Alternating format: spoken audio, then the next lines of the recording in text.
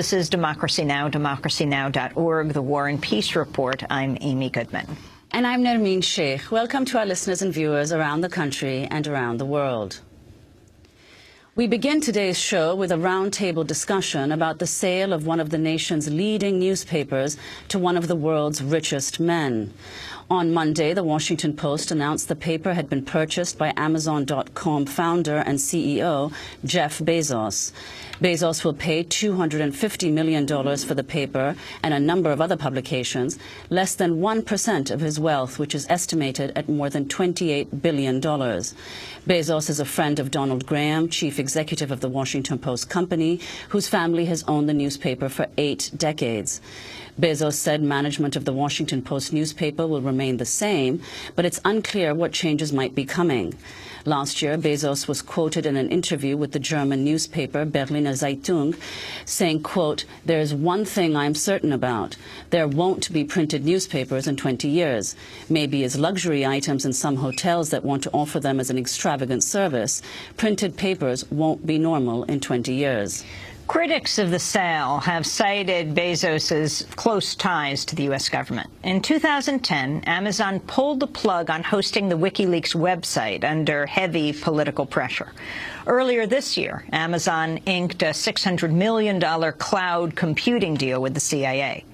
For more, we're joined by 3 guests. In Madison, Wisconsin, Bob McChesney is with us, co-founder of Free Press, author of several books on media and politics, including his Digital Disconnect, How Capitalism is Turning the Internet Against Democracy. You can read the first chapter at our website, democracynow.org. He also recently co-authored with John Nichols, Dollarocracy, How the Money and Media Election Complex is Destroying America. Joining us via Democracy Now! Video stream, Jeff Cohen, director of the Park Center for Independent Media at Ithaca College, where he's also a journalism professor. He's founder of the media watch group FAIR, Fairness and Accuracy in Reporting. And here in New York City, Dennis Johnson is with us, co-founder and co-publisher of the book publisher Melville House. He recently wrote an article called The Obama Business Plan, Be Like Amazon. We welcome you all to Democracy Now! Bob McChesney, why don't we begin with you in Madison, Wisconsin. Your response to the news that has rocked the industry that Jeff Bezos is the new owner of the Washington Post.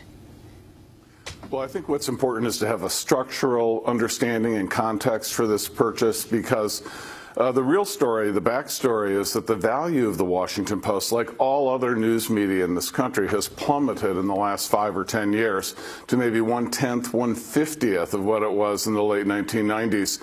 And at this point, they aren't wise commercial investments. As the blip you had at the top of the show said, Amy, commercial journalism no longer is profitable. That's why investors are jumping ship.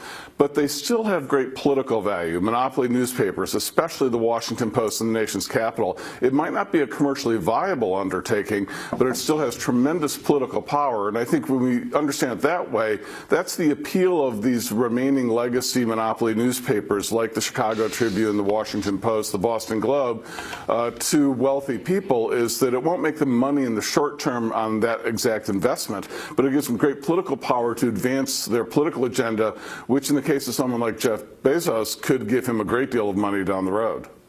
And Jeff Cohen, could you respond to the sale of the Washington Post company to Jeff Bezos, and respond also to what Bob McChesney said about how the value of the Washington Post has been declining for several consecutive years, and talk about why Jeff Bezos might have made this purchase?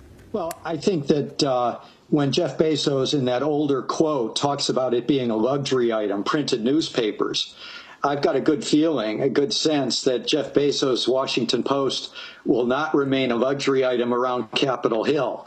It may go online heavily, but it's going to stay there at Capitol Hill because Bezos, I think wants that kind of influence in the nation's capital. And I've been reading all this about Bezos' politics, which of course is important when you're a singular owner of a paper as influential as the Washington Post, a paper that actually urged us to get into the invasion of Iraq about a decade ago. But Bezos is like a lot of corporate executives. He's liberal on social policy. He gave money to the pro-gay marriage initiative. But he's very conservative on economic policies that affect the corporation that made him wealthy and powerful. So we learn about Bezos that he's donated money to the initiative in the state of Washington, big money, that was trying to institute a tax, an income tax on the top 1% of people in the state of Washington. It was supported by Bill Gates of Microsoft and Bill Gates' dad. But Bezos was one of the billionaires that put money in to try to stop that. He's conservative on labor policy, and we know what a bad labor policy Amazon has. And the most important thing is the biggest issue facing American journalism in the last month or so has been the surveillance state and these corporations that profit from the surveillance state, because 70% of the intelligence agency's budgets that come from the taxpayers is delivered to private contractors. And as you guys mentioned, Amazon just brought down a huge CIA contract to provide cloud services, and we know that that's not the only one. They want more contracts. And Dennis Johnson of Melville House. Why, as a publisher, what are your feelings about Amazon, and then your thoughts about Amazon buying, or Jeff Bezos buying, the Washington Post? Well, my feelings as a publisher are the same as my feelings as an American. This is a very tough company to deal with, a company that has developed a whole new model for the marketplace of ideas. I mean, something to remember that maybe contributes to what the previous two speakers are talking about is that you know, Amazon has, since its inception, been a company that, one, has avoided tax payments, or collecting sales tax in not only the United States but across the world. And explain that. Well, they are, as a retailer, required to collect sales taxes for everything sold on their website. They have not done that since its inception. In fact, Bezos originally tried to start the company and found it in an Indian reservation because he believed it to be a sovereign nation and he wouldn't have to collect any taxes. He founded the company in Seattle because he felt it would do the company the least harm for sales, for having to not collect taxes in the rest of the country. You know, it was kind of a sham the other day when President Obama went down to speak at the warehouse in Chattanooga, Tennessee, which was a warehouse that Amazon opened only because they cut a deal with the state to not collect taxes for yet another year. They've never paid taxes in Tennessee to date, and they're not going to for another year or two, but they promised to employ 2,000 people. Those are the jobs that Obama was celebrating, and you know, this is a very damaging policy for a company to have. Obviously, they're also being contested in the UK and elsewhere in Europe for similar policies. The other thing to remember about Amazon is it's a company that feels no pain. They've, as far as I can tell, have never made money. Their quarterly statements are consistently, sales are up to astronomical numbers. They made $15.7 million last quarter alone, but their losses are up every quarter as well. It's a phenomenal track record. Where and you know, in the retail market, how do you compete with that? How, in the book business, how does Barnes & Noble, how do the little indie booksellers compete with a company that can consistently lose money like that? Well, they can't. They just can't. So when you see him taking over the Washington Post and you wonder, is he going to be able to monetize it? Is he going to make it profitable? He probably doesn't care. That's obviously not what it's about. His businesses do not operate as if they intend to make a profit. But he did make $28 billion. I mean, he's got $28 billion. Personally, sure. He's a wealthy man, one of the most wealthy men in the country, if not the world. But the company, quarter after quarter after quarter, does not post a profit. Well, in his letter to employees after he bought the Washington Post, Amazon's Jeff Bezos seemed to try to address any potential conflicts of interest, saying, quote, "The values of the Post do not need changing. The paper's duty will remain to its readers and not to the private interests of its owners." But many people have pointed out that Amazon ranks among the biggest spenders for high technology companies seeking to influence the federal government. Dennis Johnson, could you talk about some of that? The politics of what Amazon's lobbying efforts have been, and how this is likely, if at all, to influence what appears in the Post under Bezos. Well, sure. Coming strictly from the book business, I mean, this is a very transparent move to have made.